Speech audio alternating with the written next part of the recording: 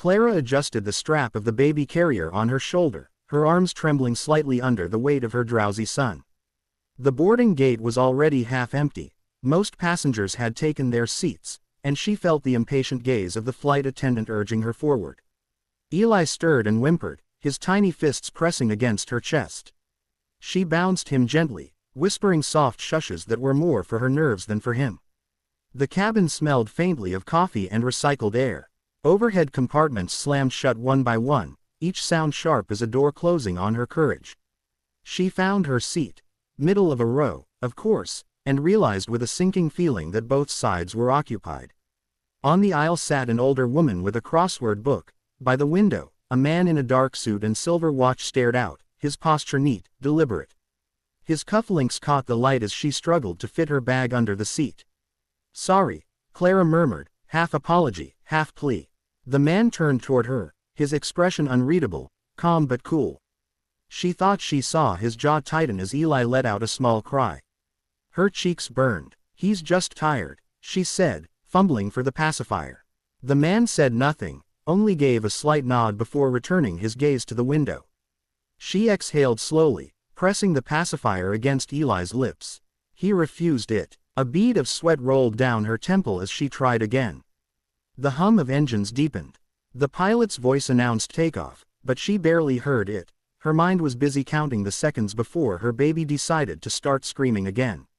When the plane began to roll, Eli's face scrunched in discomfort. The air pressure changed, and he started crying in earnest, a sharp, panicked wail that filled the narrow space. The woman on the aisle sighed audibly. Someone 2 rows ahead turned to look. Clara wanted to vanish into the seat cushion. "I'm so sorry," she whispered over and over, bouncing him gently, rocking side to side. Her arms ached. The man beside her remained silent, though she felt the shift of his sleeve as he turned slightly toward her. His voice came low and even. "Try holding him more upright," he said. She hesitated, surprised that he'd spoken at all. His tone wasn't annoyed, more matter of fact, like someone used to calming storms. She followed his advice, adjusting Eli's position, and for a moment the cries softened. But as the plane lifted, they came back louder than before. Clara's throat tightened, her hands trembled. "Please, baby, please," she whispered desperately. "We're almost up, please." She didn't notice when a tear slipped down her cheek. The man's gaze lingered for a second, then moved away again. She thought she caught something like empathy there, or maybe just pity. The engines roared louder. The lights dimmed. Clara leaned her head back, exhausted already, and silently wished the world could stop watching her fail. Eli finally quieted, hiccuping softly.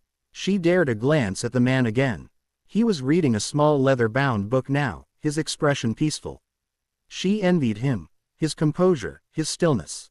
When the baby twitched and began to stir again, she held her breath, terrified the next cry would undo it all. The man turned a page, unbothered. For the first time since boarding, Clara realized how small she must look, hair frizzy from the rain, eyes tired, blouse creased from spilled milk. A shy mother adrift among strangers 30,000 feet from home. She looked down at her sleeping child and whispered, "We made it, sweetheart." Somehow. Outside, the night swallowed the plane whole, and the man beside her closed his book with a quiet snap. Clara hadn't noticed how quiet the cabin had become until Eli's whimpers rose again, thin and sharp against the soft drone of the engines. The lights were low now. The cabin sunk into that strange, dreamlike dimness that came after meal service. Most passengers were asleep or pretending to be. The older woman on Clara's other side had already pulled on an eye mask and turned her face toward the aisle. The man in the window seat hadn't moved much. He sat with one hand resting against his chin, eyes half closed, the faintest crease between his brows. Eli's small body arched in distress, his fists waving as if to fight the air. Clara rocked him, whispered nonsense lullabies, hummed the tune her mother used to sing, anything to calm him, but it only made him cry harder. A few heads turned from nearby rows. One man exhaled sharply, muttering something under his breath. Clara felt it all. The judgment, the irritation, the invisible wall of disapproval pressing closer and closer. "I'm sorry," she whispered, her voice trembling. "I'm so sorry." Eli's cries pierced the air again. Clara's throat ached from shushing. Her arms shook from exhaustion. She thought about standing and walking him up and down the aisle, but she could already imagine the glares, the whispered complaints. She closed her eyes for a moment, praying for mercy, just a moment of silence. Then a voice came from beside her, low and calm, so close she could feel the warmth of it at her ear. "Pretend to sleep." Her eyes flew open. The man in the window seat was looking at her now, really looking at her, his gaze steady but not unkind. "What?" she breathed, not sure she'd heard right. He gave a small, patient nod. "Pretend to sleep," he repeated softly. "Just close your eyes and lean back." For a heartbeat she didn't move. The suggestion was absurd. She couldn't just hand her crying baby to a stranger, could she? But there was something in his tone, something quiet and certain that made her chest loosen just a little. Before she could protest, he extended his arms slightly, palms up. "It's all right," he said, his voice barely above a whisper. "Trust me." She hesitated, caught between embarrassment and desperation. Eli wailed again, face red and wet. Around them, the cabin stirred in irritation. Clara felt tears sting her eyes. Slowly, shakily, she nodded and shifted the baby toward him. The man took Eli with practiced ease, one hand supporting his back, the other cupping his head. He began to sway gently, his movements steady and sure. The baby fussed, whimpered, then, astonishingly, settled. Within moments, the cries softened into small sighs. Clara stared, unable to speak. The man glanced down at the baby, then back at her, and smiled faintly. "There," he murmured, almost to himself. "Just needed a steadier rhythm." Clara blinked through tears, her body suddenly hollow with relief. She wanted to thank him, but her voice wouldn't come. He nodded toward her seat. "Now," he said quietly, "pretend to sleep." So she did. She leaned back, eyes closed, heart hammering. She heard the soft hum of him humming, some old lullaby she didn't recognize. Eli's breathing steadied, falling into rhythm with the man's calm voice. Through the thin veil of rest, Clara heard a faint chuckle from him, tender and sad. "Used to do this for my daughter," he whispered, as if speaking to no one. Clara's chest tightened. She kept her eyes closed, not wanting to break the fragile moment. The plane rocked gently through the clouds, and for the first time in days, she felt safe, like someone else was carrying the weight for her, even if only for a while. Clara didn't remember falling asleep, only the strange, weightless drift between awareness and rest. When she opened her eyes again, the cabin was cloaked in darkness except for the soft, golden strips of light along the aisle. The hum of the engines was steady, hypnotic. She blinked, confused for a moment about where she was, until she turned her head slightly and saw Eli, still asleep, cradled safely in the arms of the man beside her. He was gazing down at the baby, his expression softened by something she hadn't noticed before, a kind of quiet sorrow threaded with peace. He didn't see her watching. His thumb brushed gently across Eli's tiny hand, his movements careful, reverent. Clara stayed still, afraid that any sound might break the fragile calm.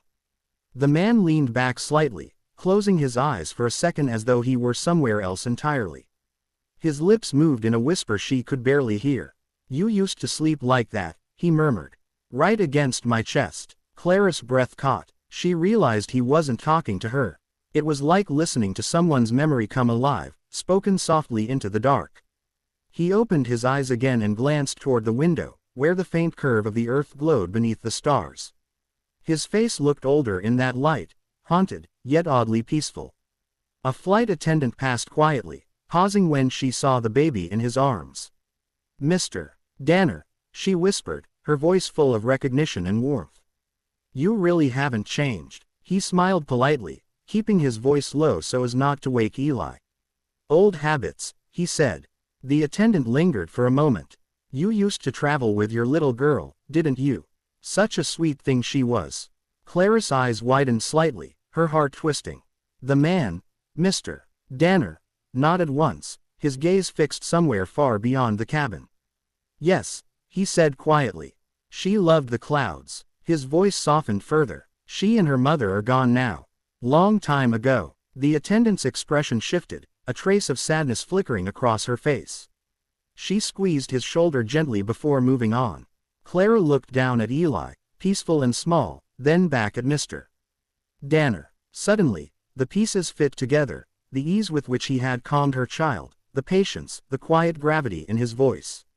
This wasn't pity, it was remembrance. When he noticed her eyes open, he didn't seem surprised.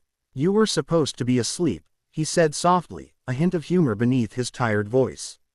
"I couldn't," she whispered. "I didn't want to disturb you." He smiled faintly. "You wouldn't. Babies don't disturb me anymore." He shifted Eli carefully, making sure the baby's head was supported. "Sometimes helping someone else sleep helps you rest too." The words hung between them, heavy and kind. Clara swallowed the lump in her throat. "Thank you," she said, her voice barely audible. "For everything." Mr. Danner nodded, eyes gentle. "You remind me of my wife. She always worried about bothering everyone. Never realized how much light she brought with her." Clara blinked away tears she hadn't expected.